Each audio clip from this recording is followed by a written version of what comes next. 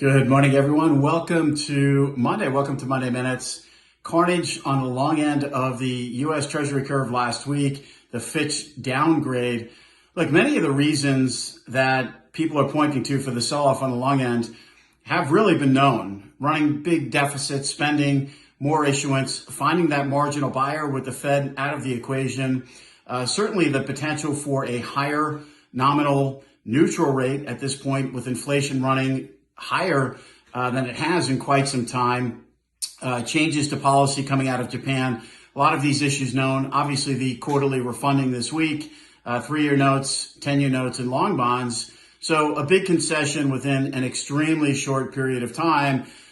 Give back on Friday with the employment number. No real game changer on Friday for us with regard to the number. The headline numbers have been tempering. The revisions have been showing that as well. Inconsistencies between ADP and the non-farm payroll print.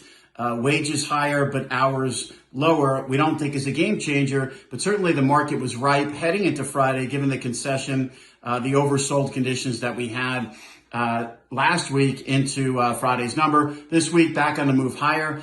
Technically, if you look at the ascent of long end rates, really since Chair Jay Powell and the Fed started to pull back accommodation late 2021 into 2022. There have been very few occasions, the March period notwithstanding, when we had the regional bank issues, where these long end yields have not been above their 200-day moving average. So good buying coming in near and around the highs. If you look at long bonds in October of 2022, 440 to 450. If you look at US 10 years, the high on an intraday basis came in and around 435. So not quite there. Buyers that did come in last week, perhaps liking those levels with the potential to roll forward this week with the auctions. But nonetheless, we do think real money accounts will still favor adding duration on any backup in yield here, with obviously a few big participants in the market calling for this to be, as we would say,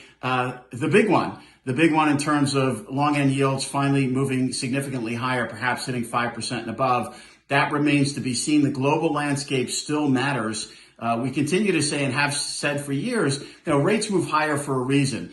The area that we have our eye on here very, very closely are real yields. In 10-year space, 180, 182 has been the upper end of that range, a year-long range. Risk assets have certainly liked it. So we're watching that level very closely. We're also watching inflation expectations. We have real yields here moving higher. 5-year forward, 5-year inflation expectations still fairly well anchored, but they have been creeping up as of late. So we think that's something to watch. Certainly with regard to Fed expectations, New York Fed President Williams, I think he summarizes it right now. The current state of affairs, one more hike or not, the Fed is in a good place. The debate now shifts to how long to keep rates on hold. And then the notion of lowering rates, how is the Fed going to posture it?